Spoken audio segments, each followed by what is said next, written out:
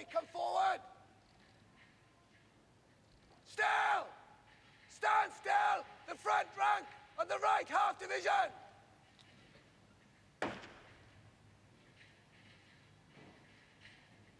Stand still! The front rank of the left half division!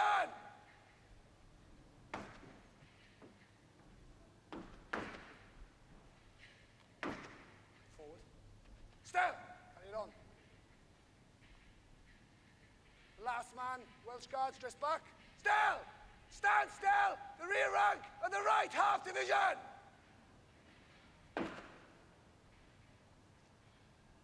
Okay, 12th man, Welsh Guards, dress back. More yet. Still! Still! Stand still! The rear rank of the left half division! Gallowana! Eyes! Front!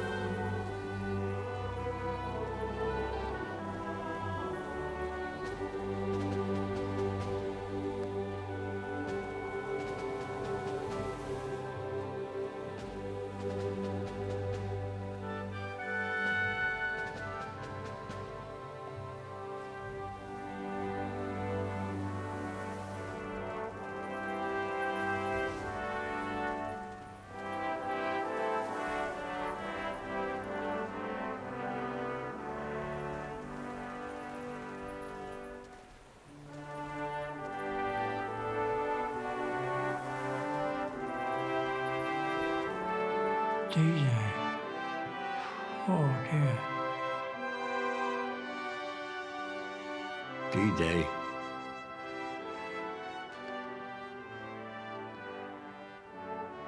D-Day. Wow.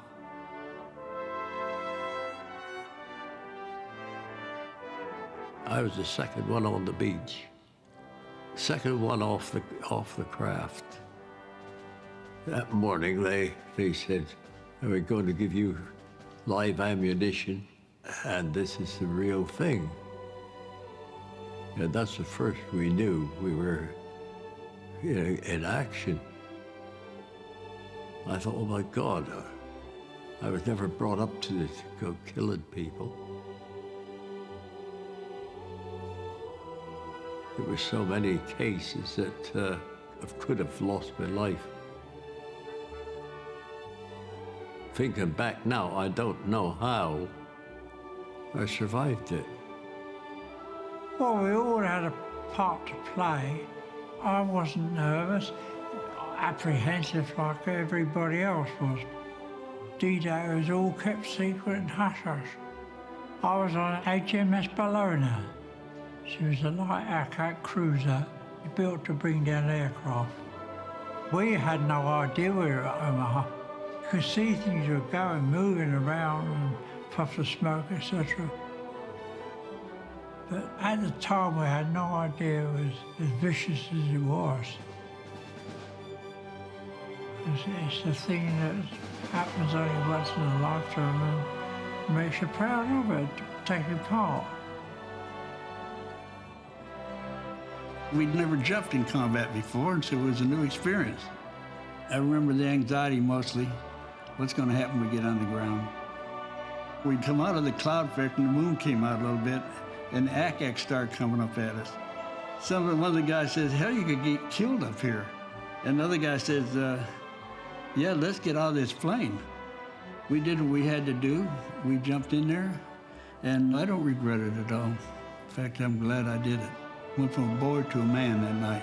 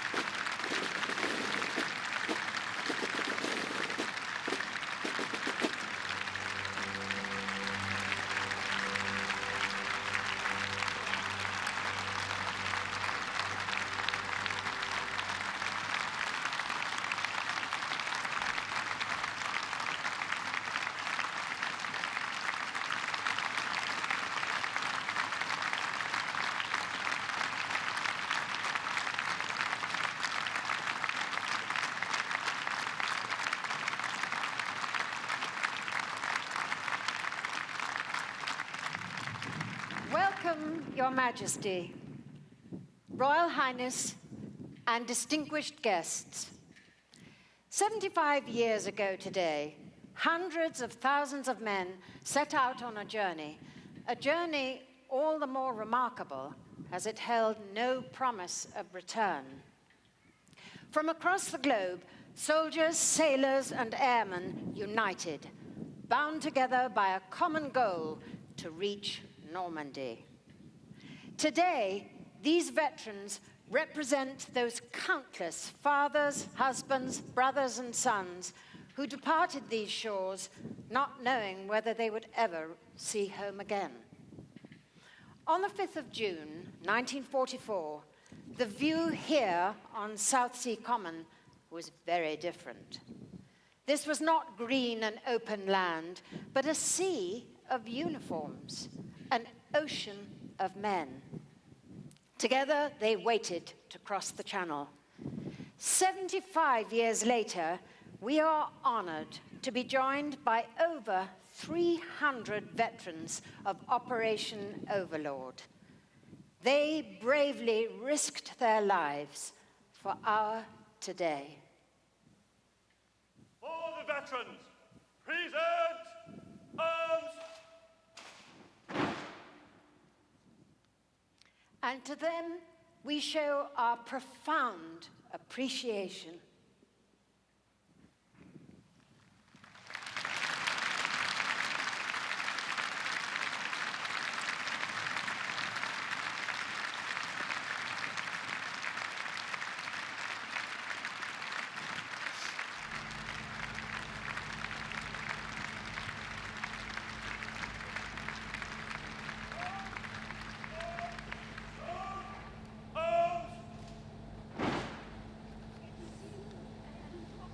It seemed an impossible task. An invading army had not successfully crossed the English Channel in over 250 years. To triumph, the Allies would require the greatest amphibious force ever seen. And so they came together. Today, decades on, we stand unified again, with leaders from Australia, Belgium, Canada, the Czech Republic, Denmark, France, Greece, Luxembourg, the Netherlands, New Zealand, Norway, Poland, Slovakia, and the United States of America. We also stand side by side with the Chancellor of Germany, our nations long since reconciled and united in pursuit of world peace. A world peace that seemed terrifyingly out of reach just 3/4 of a century ago. God will form three ranks. Form three ranks. Outwards. Turn. Counterpart. Bow. Turn. Counterpart will take post right field. March.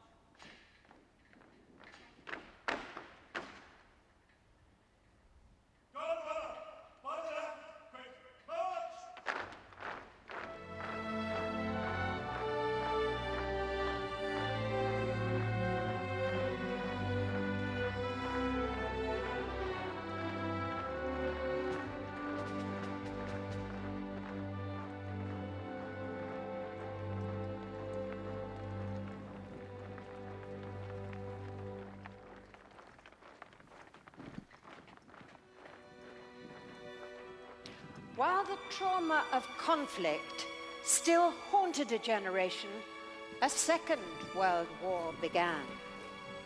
Germany has invaded Poland and has bombed many towns. General mobilization has been ordered in Britain and France. But Germany, on the offensive, pressed through Europe. The German army invaded Holland and Belgium early this morning by land and by landings from parachutes. The armies of the Low Countries are resisting. Finally, on May the 10th, 1940, France too was attacked. Driven back to the port of Dunkirk, the British Expeditionary Force was overwhelmed and exhausted. Adolf Hitler had achieved his objective: control of mainland Europe.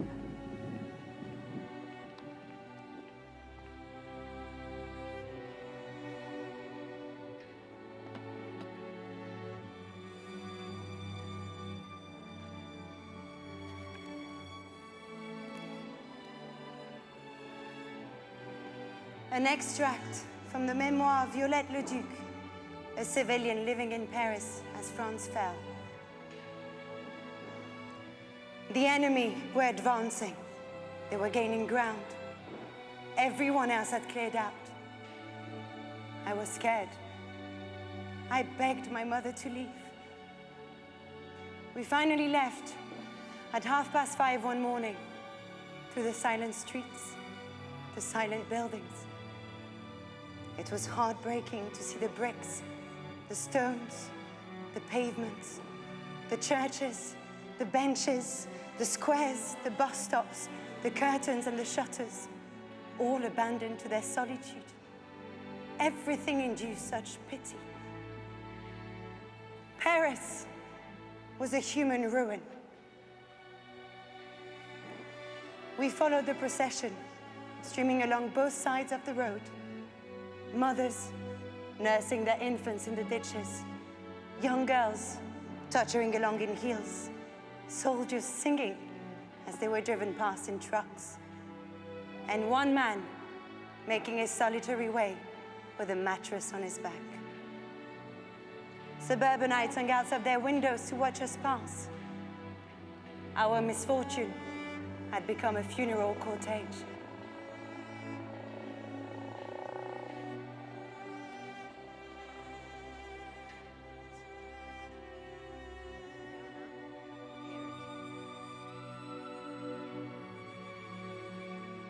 We shall go on to the end. We shall fight in France. We shall fight on the seas and oceans. We shall fight with growing confidence and growing strength in the air. We shall defend our island, whatever the cost may be. We shall fight on the beaches. We shall fight on the landing grounds. We shall fight in the fields and in the streets. We shall fight in the hills. We shall never surrender.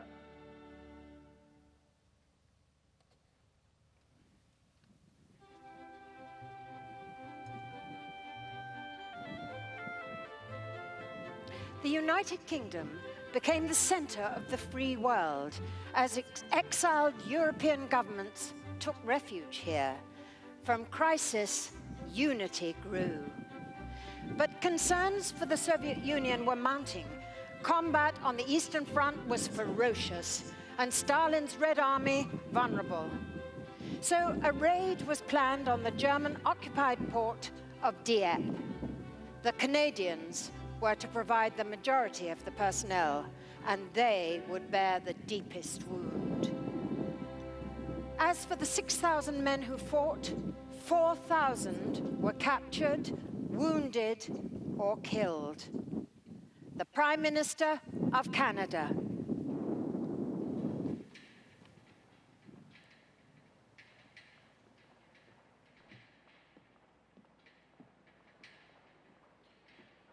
Durant la Deuxième Guerre mondiale, mon grand-père, James Sinclair, a combattu aux côtés de plus d'un demi-million de Canadiens courageux. Peu de gens ont servi leur pays de façon plus héroïque que ceux qui se sont battus à Dieppe. This is the citation of Lieutenant Colonel Cecil Merritt, who was awarded the Victoria Cross, the first Canadian to be awarded a Victoria Cross in World War II. From the point of landing, his unit's advance had to be made across a bridge in Pourville, which was swept by very heavy machine gun, mortar, and artillery fire. The first parties were mostly destroyed and the bridge thickly covered by their bodies. A daring lead was required. Waving his helmet, Lieutenant Colonel Merritt rushed forward shouting, "Come on over, there's nothing to worry about here." He thus personally led the survivors of at least 4 parties in turn across the bridge. Quickly organizing these, he led them forward. And when held by enemy pillboxes, he again headed rushes which succeeded in clearing them. After several of his runners became casualties, he himself kept contact with his different positions. Although twice wounded, Lieutenant Colonel Merritt continued to direct the unit's operations with great vigor and determination. He then coolly gave orders for the departure and announced his intention to hold off and get even with the enemy. When last seen, he was collecting Bren and Tommy guns and preparing a defensive position which successfully covered the withdrawal from the beach. Lieutenant Colonel Merritt is now reported to be a prisoner of war.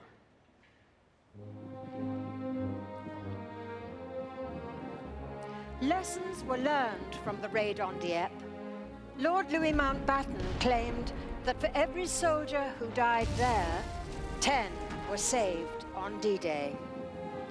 In the wake of Dieppe, the vast and sandy beaches of northern France were now the target for landing. One thing had become startlingly clear. To triumph, all nations, all services, everyone must work together. In 1943, the Allied leaders met for the first time in Tehran. It was a summit of great significance, not only because the timing of D-Day was discussed, but also, together, they pledged to form a common policy of world peace. We express our determination that our nations shall work together in war and in the peace that will follow. And as to peace, we are sure that our concord will win an enduring peace. We recognize fully the supreme responsibility resting upon us and all the United Nations to make a peace which will command the goodwill of the overwhelming mass of the peoples of the world and banish the scourge and terror of war for many generations. We have surveyed the problems of the future. We shall seek the cooperation and active participation of all nations, large and small, whose peoples in heart and mind are dedicated, as are our own peoples, to the elimination of tyranny and slavery, oppression and intolerance. We will welcome them as they may choose to come into a world family of democratic nations. We look with confidence to the day when all peoples of the world may live free lives, untouched by tyranny, and according to their varying desires and their own consciences. We came here with hope and determination. We leave here friends, in fact, in spirit, and in purpose.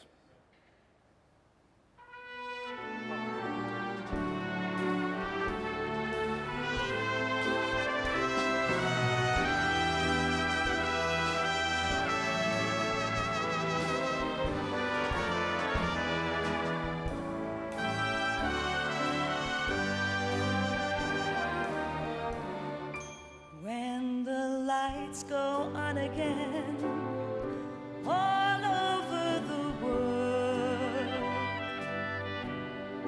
and the boys come home again, all over the world, and rain or snow is all that may fall from the skies above.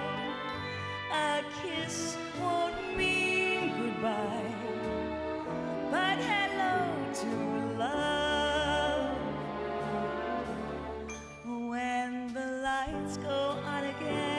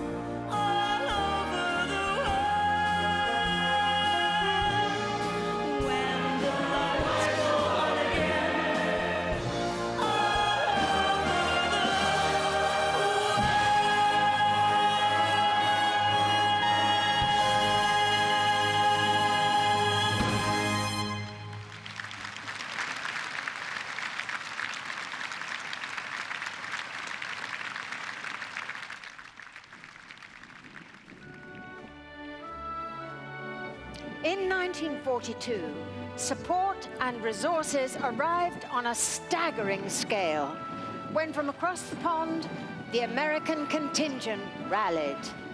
Over 1.5 million men left the USA bidding farewell to life as they knew it, to coffee, to baseball, and to loved ones. With photographs folded in pockets, they traveled halfway across the world to join the pursuit of freedom. During a radio message, President Roosevelt led the nation in a prayer that will be forever remembered by the American people. The President of the United States.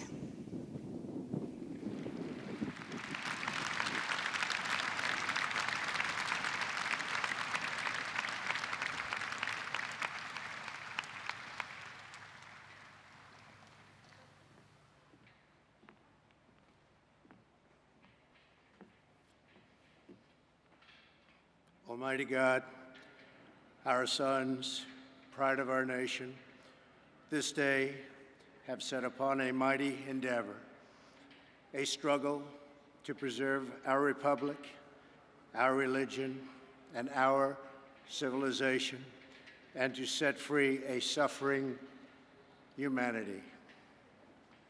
They will need thy blessings, for the enemy is strong. He may hurl back our forces, but we shall return again and again. And we know that by thy grace and by the righteous of our cause, our sons will triumph. Some will never return. Embrace these, Father, and receive them, the heroic servants, into thy kingdom. And, O Lord, give us faith. Give us faith in thee, faith in our sons, faith in each other, and faith in our united crusade. Thy will be done, Almighty God. Amen.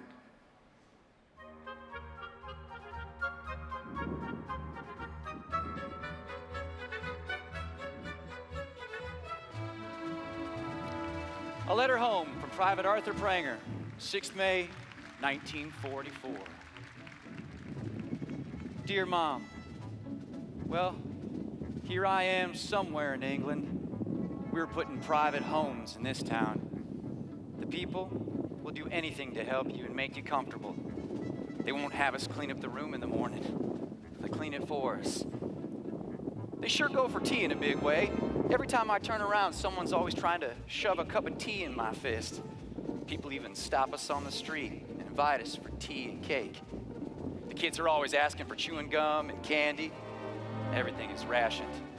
There's hardly any automobiles, and everybody rides a bicycle. They told us all about the bombings, and this place has been hit quite a few times. There haven't been any bombings for quite a while. They watch the movies all Americans watch, and they like Bing Crosby too.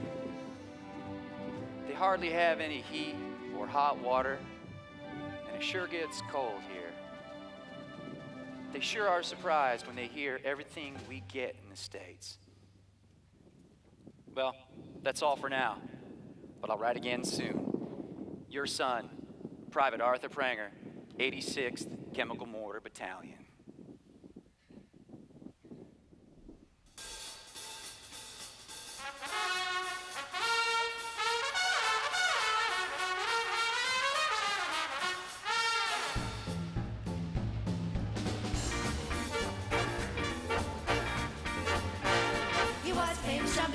Chicago way. He had a cougar style that no one else could play. He was a top man at his craft.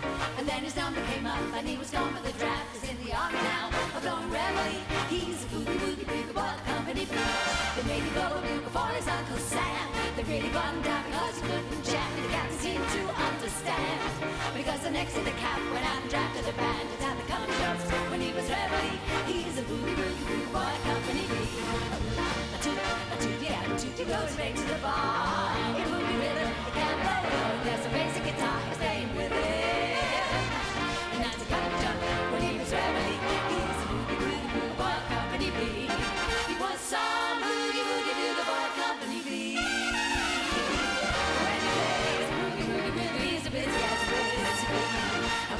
he makes a company jump late to the bar. He's a boogie woogie boogie boy, company queen. Do-do-ya-do-ya-do-do-do. He floats late to the bar. He can't blow a note if the bass guitar isn't with him. And as the jump jumps, when he goes reveille, he's a boogie woogie boogie boy, company queen.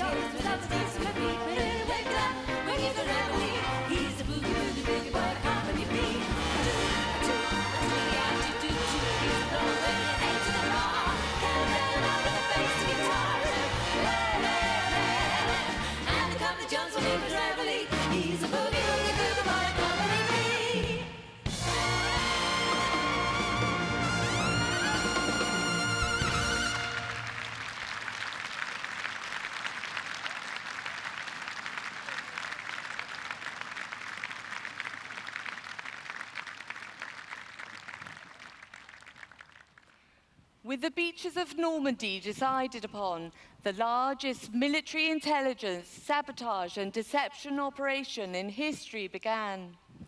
The aim to discover everything about what the invasion force would encounter, whilst concealing the intended target. Out of the several hundred agents working behind enemy lines, many were women, and recruited from I Corps, the First Aid Nursing Yeomanry. The enemy simply did not expect Allied spies to be women. After meticulous selection, these brave young women were dropped into Europe, where they began their perilous work. We stand here today, honored to pay tribute to the incredible men and women of the intelligence services and special operations executive. One of these remarkable agents was Yvonne Cormeau, who against all odds survived 13 months and 2 days in occupied France. This is her story.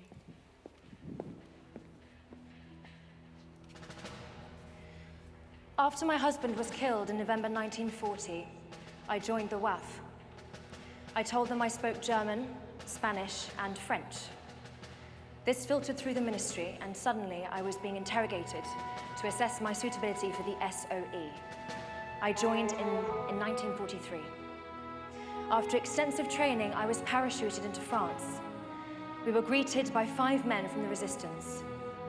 Over the next year, I hid in villages and was shot at by the Gestapo. But that was nothing compared to this, our closest run-in. While traveling south, we came face to face with a German personnel carrier. They told us to get out of the car and put us in a ditch. 2 soldiers held pistols to our backs. The soldier in charge was on his radio, asking us what he should do with us. My perspiration was coming down. The flies were sticking to it. I couldn't move or they would have shot us. Then the crackle came again on his radio. He told us to get in the car. But before we could leave, he stopped us, asking what was in the case on our back seat. It was my radio set. I opened it and said a German word that meant both radio and X-ray. Luckily, I was carrying a district nurse card, so he assumed it was the latter and let us go. We got out very fast.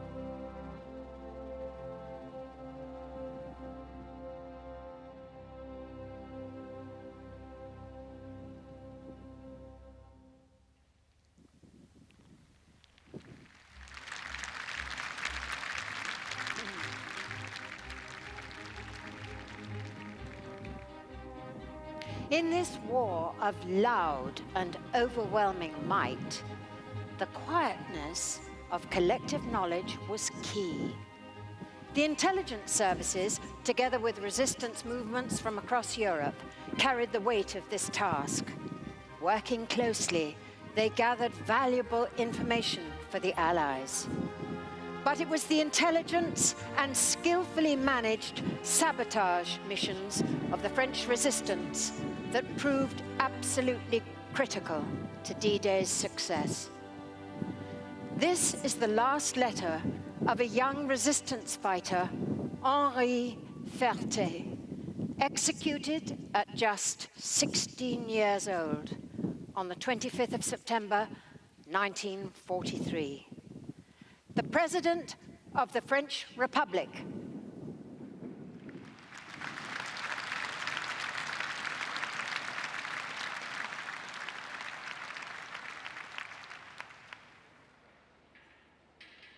Let me first thank you sincerely on behalf of my nation.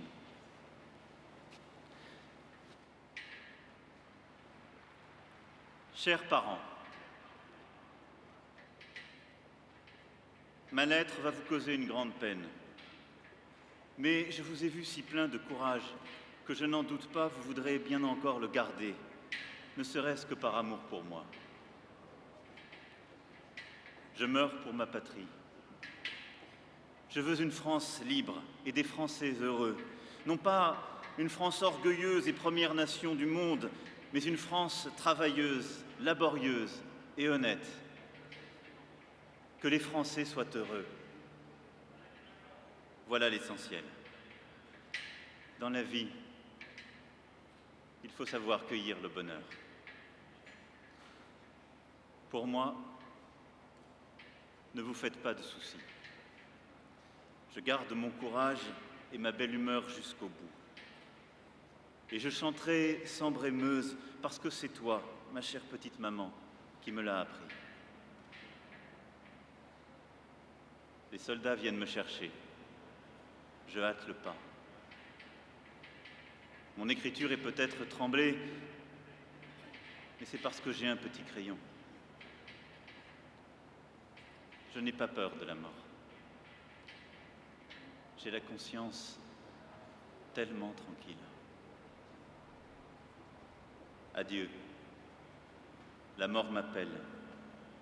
Je ne veux ni bandeau, ni être attaché. Je vous embrasse tous.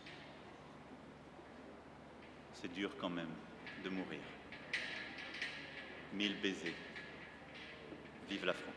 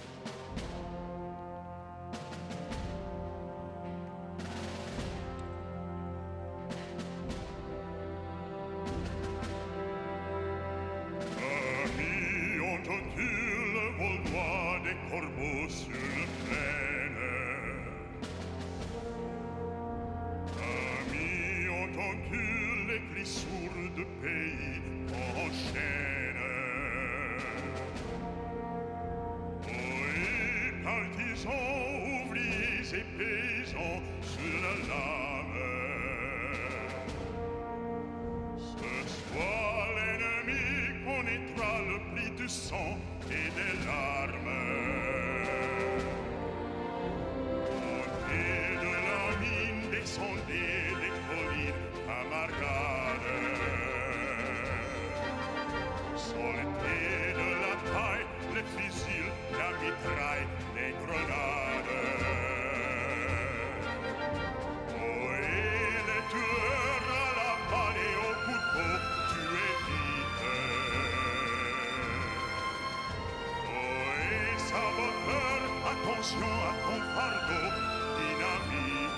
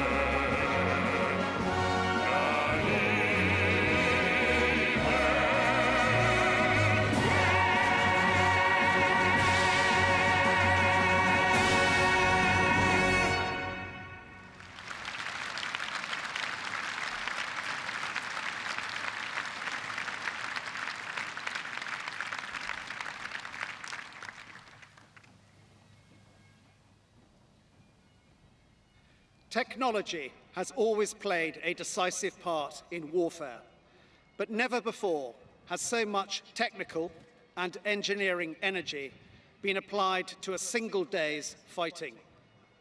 The marvelous range of technology that helped to make the landings succeed and ensured that over 2 million men and 500,000 vehicles could be landed in the ensuing months included amphibious and mine-clearing tanks, Mulberry harbours, gliders, undersea pipelines, self-heating soup cans, air-portable motorbikes, all reflected British ingenuity and innovation at its best.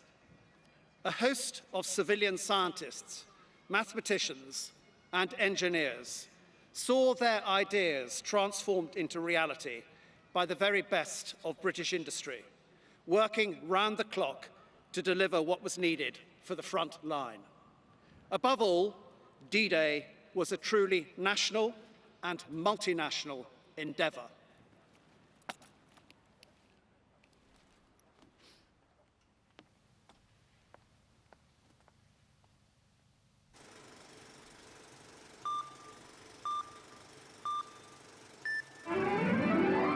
Air supremacy means power.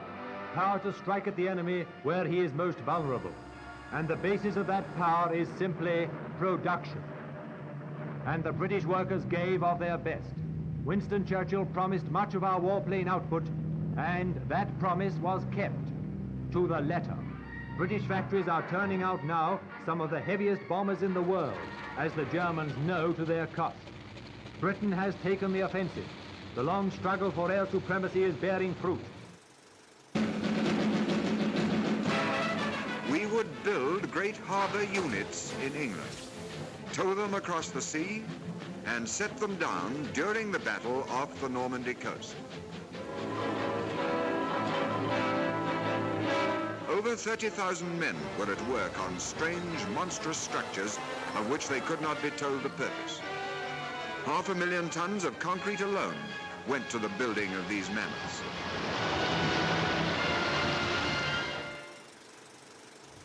These are the women, typical of thousands, who make munitions and keep their family life going at the same time.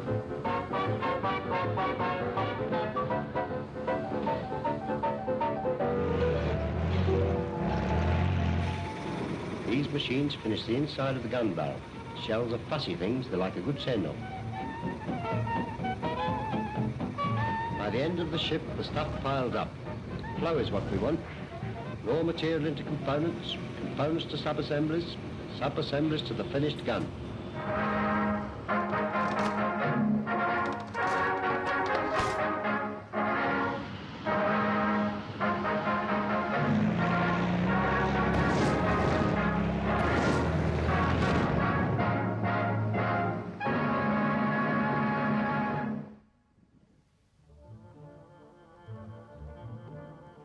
Civilian Alan Atkins' memories of the build-up of soldiers and equipment on the south coast, June 1944. My father was very excited. "It's on, Rose," he kept saying. "We're going for sure. This is history in the making." At the top of our road, we could hear a roaring sound. There were lots of people going the same way as us, many carrying little flags on sticks. Everybody was talking. Some spoke to my mother. "Good news, missus, we're going." "Yes," my mother would reply. "It would seem so. I hope it's not just an exercise, though." "Not this time, missus," another man said. "The docks are full of boats, 3 and 4 deep at each berth. It's on for sure." The roaring was louder now. We realized what was causing it.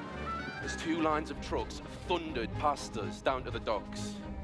Some carried piles of boxes and crates, but most had soldiers standing up and smiling and waving at us.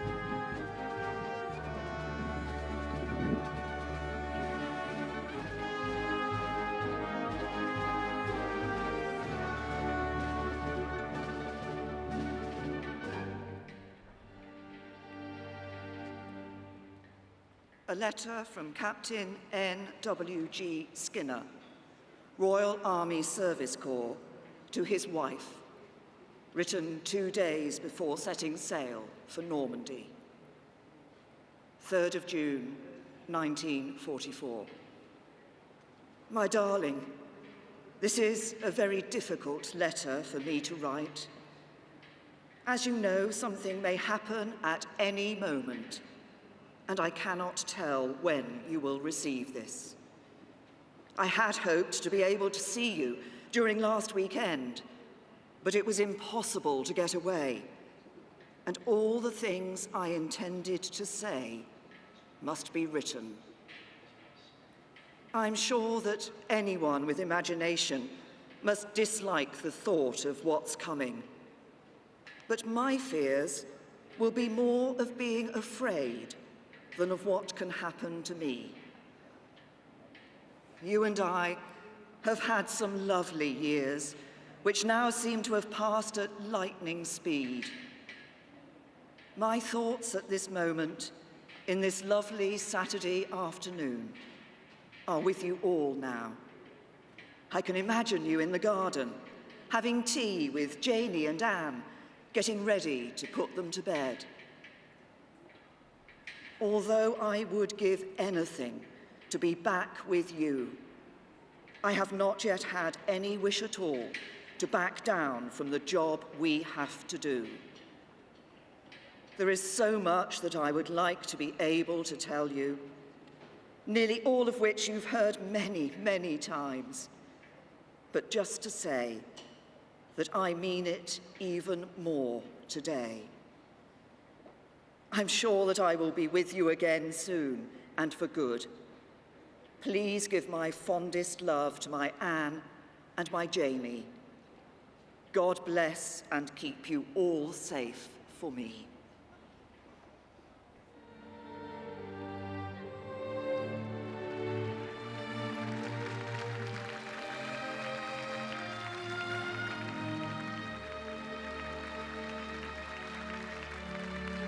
Dear Mrs. Skinner, it is with the utmost difficulty that I write this letter to offer you my most profound sympathies on the untimely death of your husband. All the time he had been under my command, he had done a grand job of work. Should there be any matters of which I could be of assistance, please do not hesitate to let me know. Yours, very sincerely.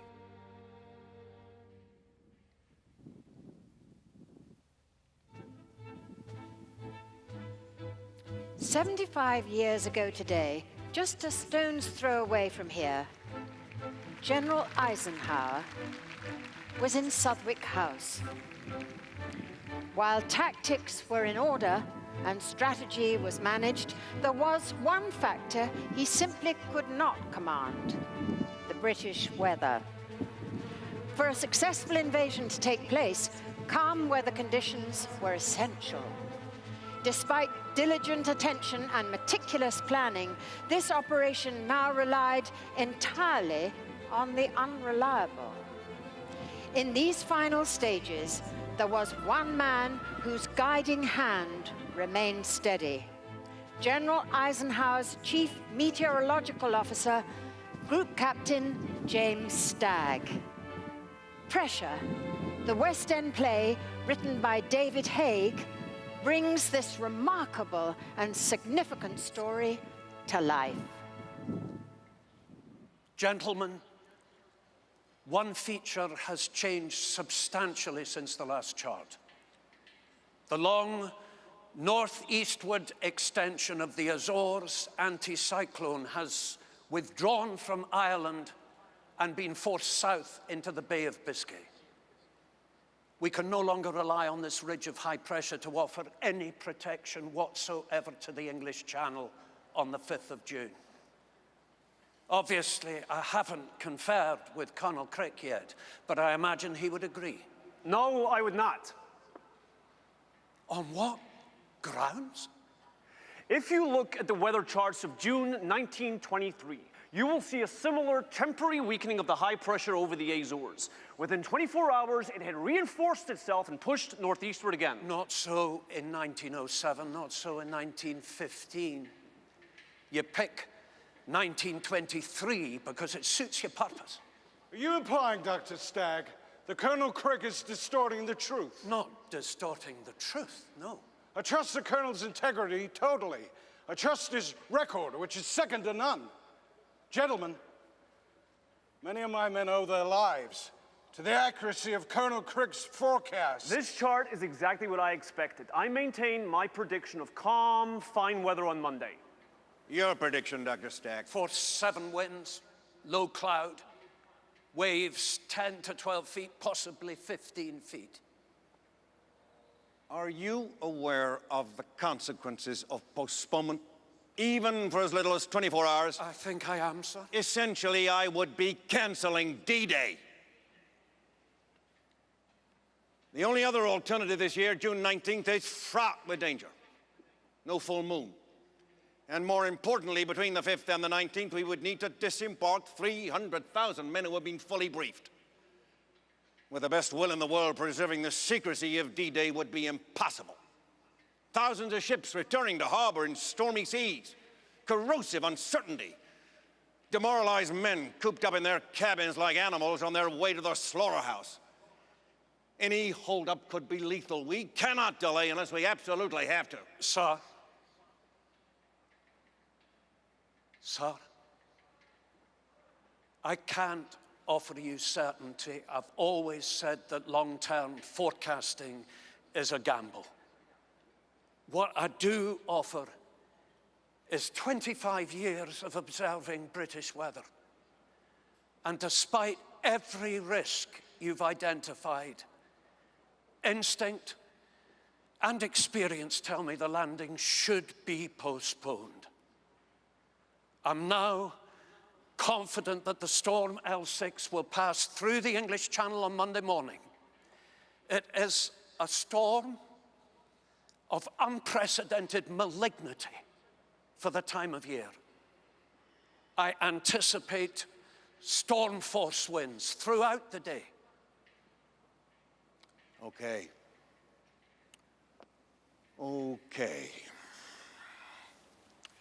Assuming for a moment we accept Dr. Stagg's prognosis.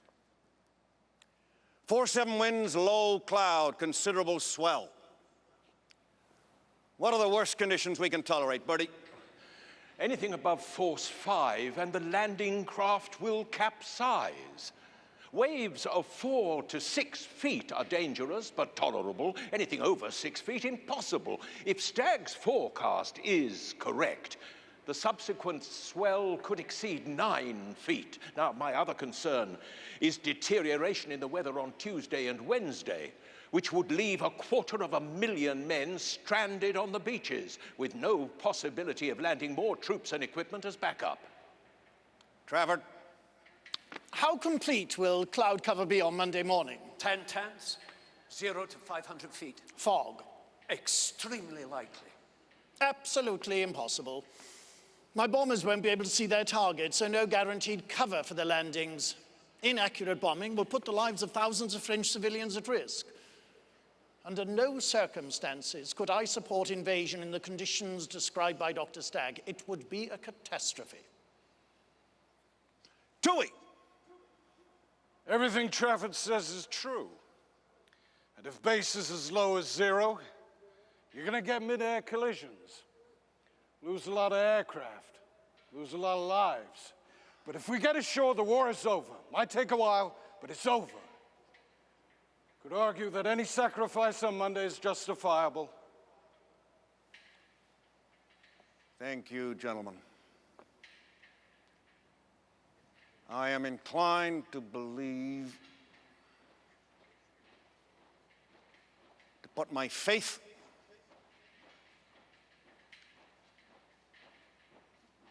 in Dr. Stagg's forecast, in which case I have no choice but to postpone Overlord for at least 24 hours.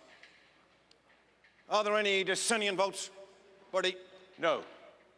Trafford? No. Spats? No. So be it. D-Day will be postponed.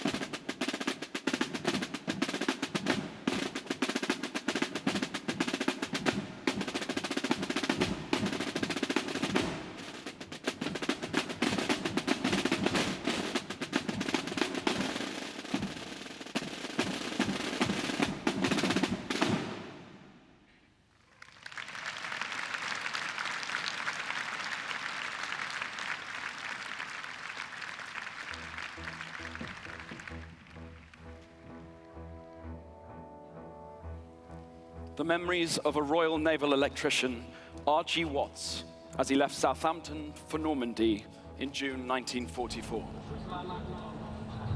The troop landing craft was packed to full capacity. There was no cover for the army, just standing or sitting, exposed to the elements. The weather conditions were atrocious. A Force 8 gale was blowing. The craft, built with a flat bottom hull, was tossed about in all directions.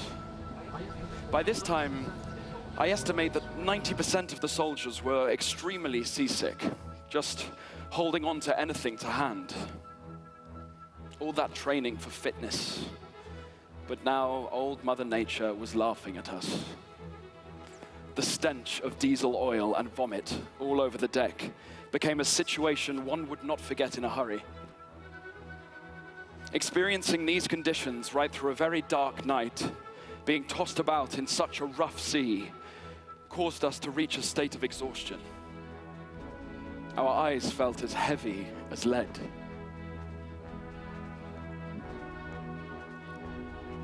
You're about to hear an extract of the memoir of Private Franz Gockel of the 352nd Division German Army as he guarded the Normandy coast. During the evening hours on the 5th of June, like so often before, a debate raged in the bunker over the possibility of invasion. The opinions were varied, and with heated argument, one group was convinced that the English or Americans would never attempt to land there. I stood at my sentry post. Like so often before, the duty seemed to last an eternity. Finally, I was relieved, and I trotted to the bunker to try to get a few hours rest before I had to be awakened again. At the bunker stood a comrade who had also just been relieved at his post and was reporting to the sergeant of the watch over the radio. I said to him, "I hope that we don't have one of those damned exercise alerts tonight, as we so often had in the past." And I disappeared into the bunker, deep under the ground. Quickly, the overcoat and boots were pulled off, and I dove into my bunk, relieved.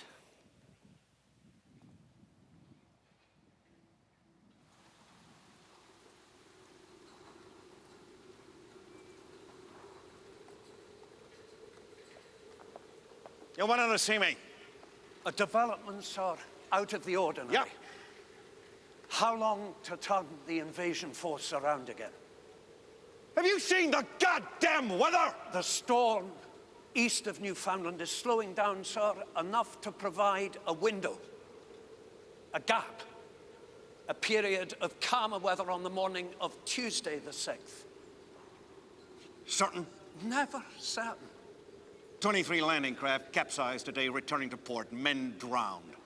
Soldiers trapped in their cabins, like animals, seasick, terrified. Yes, sir. Is Tuesday possible, sir? Possible, but extremely risky. Information I'm receiving points to a gap long enough to launch the invasion on Tuesday morning. Proof? The next chart, 5 hours. Too late! I need to issue orders within an hour. Are you telling me to go? A calmer spell of weather will arrive tomorrow night, sir. If you look at the chart... I don't want to look at the chart. I want you to look me in the eye. Tell me the weather's gonna be good on Tuesday morning. Good enough, sir. Then I'm prepared to take the risk.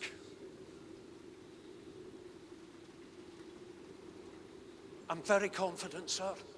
I've seen this happen before. Very confident. You know there's a fucking hurricane blowing out there. Well, it's not a hurricane. It's a hell of a storm! Irving?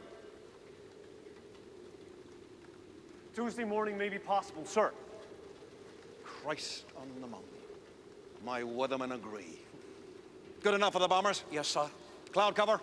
Very little, 1 to 2 tenths. Clear skies? Yes, sir. Wind speed? 3, occasionally 4. Okay, goddamn, okay. Let's go. Good work, gentlemen. Thank you.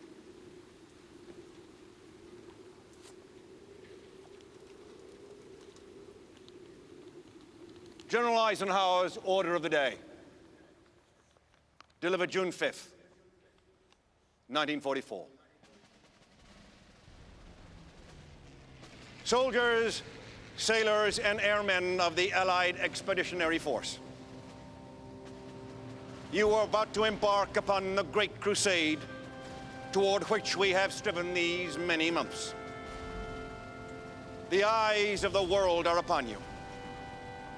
The hopes and prayers of liberty-loving people everywhere march with you.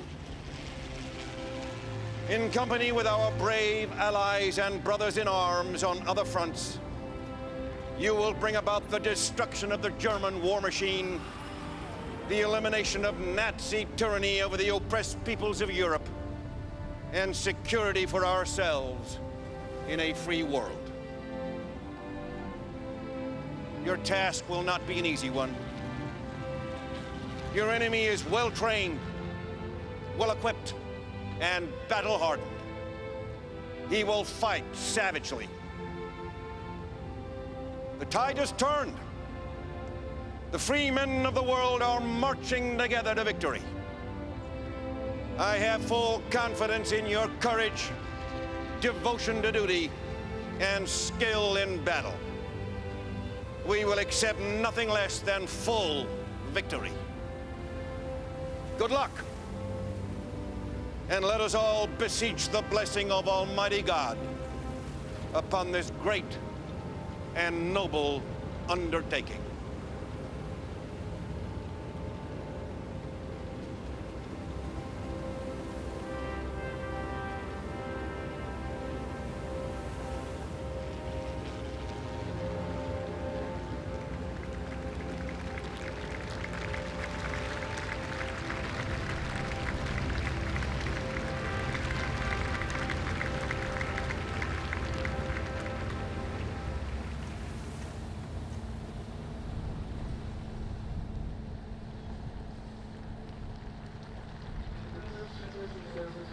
When the first Special Service Commandos arrived in Normandy on D-Day, the commander of the brigade, Lord Lovett, brought his personal piper with him, Bill Millen.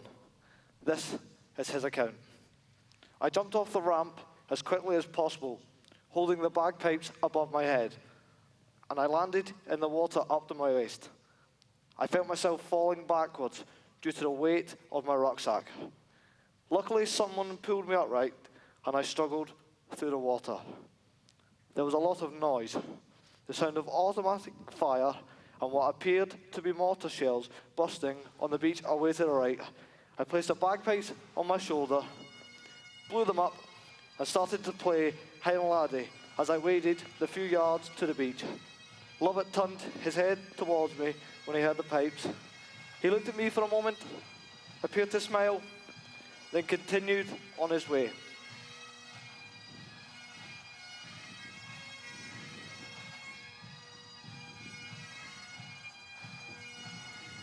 The memories of Private Tom Duncan of the Gordon Highlanders Regiment as he landed on Sword Beach.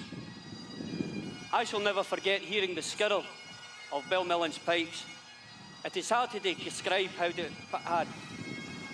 It gave us a great lift and increased our determination. As well as the pride we felt, it reminded us of home and why we were there fighting for our lives and those of our loved ones.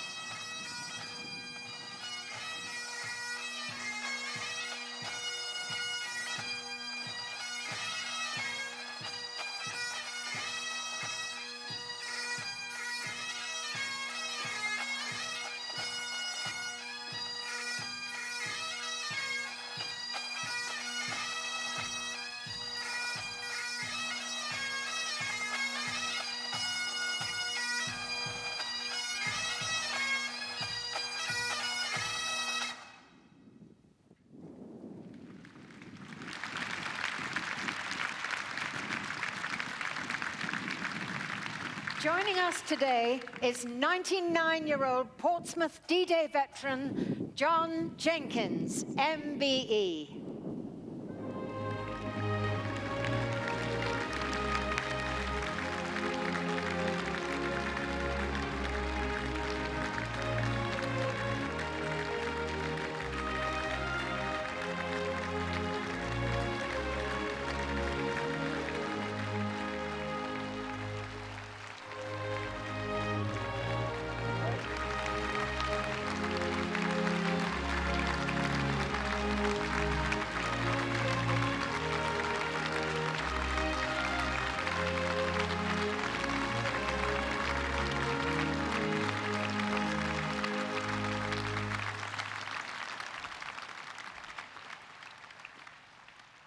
I was 12 years old when I landed on Gold Beach.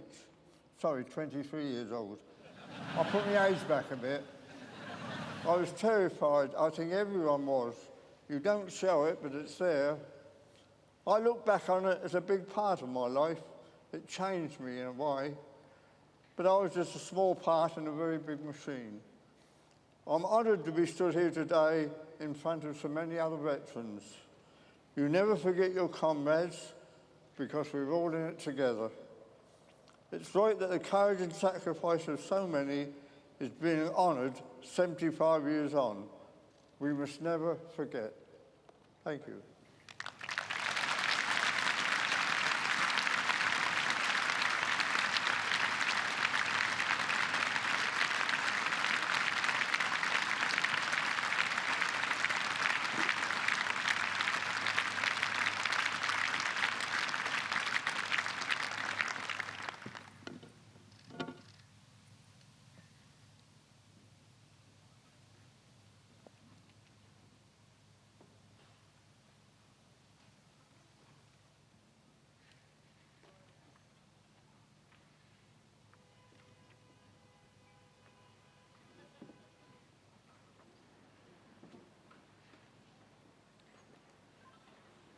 Your Excellencies, ladies and gentlemen,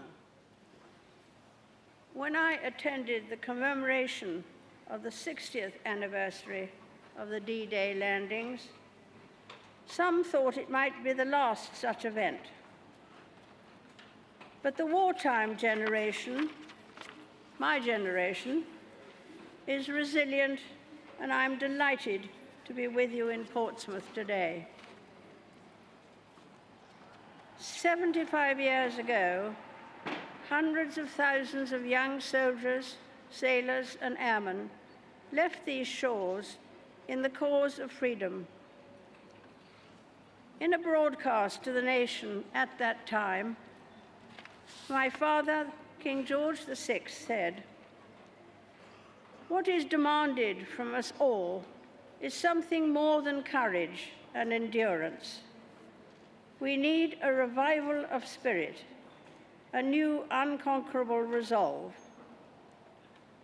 That is exactly what those brave men brought to the battle, as the fate of the world depended on their success. Many of them would never return, and the heroism, courage, and sacrifice of those who lost their lives will never be forgotten. It is with humility and pleasure, on behalf of the entire country, indeed the whole free world, that I say to you all, thank you.